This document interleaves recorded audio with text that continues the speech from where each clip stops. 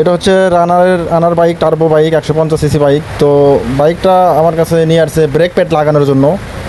তো বাকিটা ইতিহাস। মানে ব্রেক প্যাড নিয়ে আসছে, আমি কেলিবারটা খুলছি। খোলার পরে দেখলাম মানে কেলিবারের যে অবস্থা ভাই, মানে ওই যে এই যে সেই শ্যাপটা ওরে এমনভাবে জং ধরে গেছে ভিতরে, কোনোভাবেই আমি খুলতে পারতাছি না। মানে বাড়ি দিলাম, অনেক কিছু করলাম, খোলে না। লাস্টে গ্যাসে হিট দিলাম, হিট দেওয়ার পরে WD-40 দিলাম, দেওয়ার পরে খুললাম। খোলার পরে দেখলাম যে ভিতরে একদম জং ধরে আটকে ছিল। আর ব্রেক প্যাড একটা একদম খেয়ে গেছে, আর একটা খাই নাই। মানে ওই জিনিসটা ভালোভাবে আপ ডাউন করতো না, যার কারণে মানে জ্যাম ছিল। জ্যামের কারণে ব্রেকটা ঠিক মতো ধরতো না, চাকাও মানে জ্যাম ছিল একটু।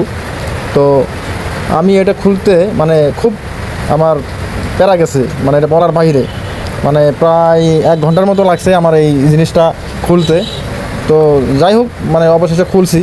খোলার পরে ভালো করে ওয়াশ টশ করলাম, করার পরে এই নতুন ব্রেক প্যাড লাগাবো, যার কারণে ভালো করে ওয়াশ করে নিলাম, কারণ ওই জায়গাটা প্রচুর পরিমাণ জ্যাম ছিল।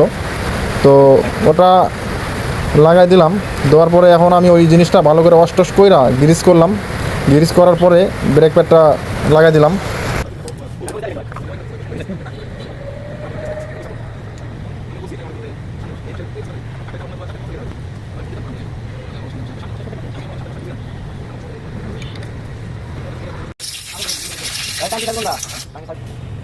যাদের বাইক আছে তারা অবশ্যই ব্রেক প্যাড যখন লাগাবেন তখন এই জিনিসগুলো খেয়াল রাখবেন, কিংবা সার্ভিসিং করালেও এই জিনিসগুলো খুলে ওয়াশ করে নেবেন।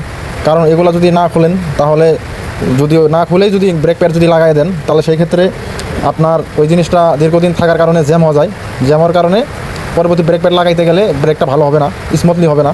তো যার কারণে এই জিনিসগুলো আমি মনে করি যে ওয়াশ করে নেবেন, ওয়াশ করে নিলে ভালো হবে। তাহলে এই যে আমি এই ব্রেক প্যাডটা লাগাতে আমার খুব মানে ঝামেলা হয়েছে। তো অবশেষে কাজ করছি, 100 করছি, কোনো সমস্যা নাই। তো এই জিনিসগুলো যারা বাইকার আছে, বাইকার যারা চালান, তাদের জন্য জিনিসগুলো বললাম। তো ব্রেক প্যাডের যে ওই ইয়েটা আছে ওগুলো ভালো করে ওয়াশ টশ করে নেবেন।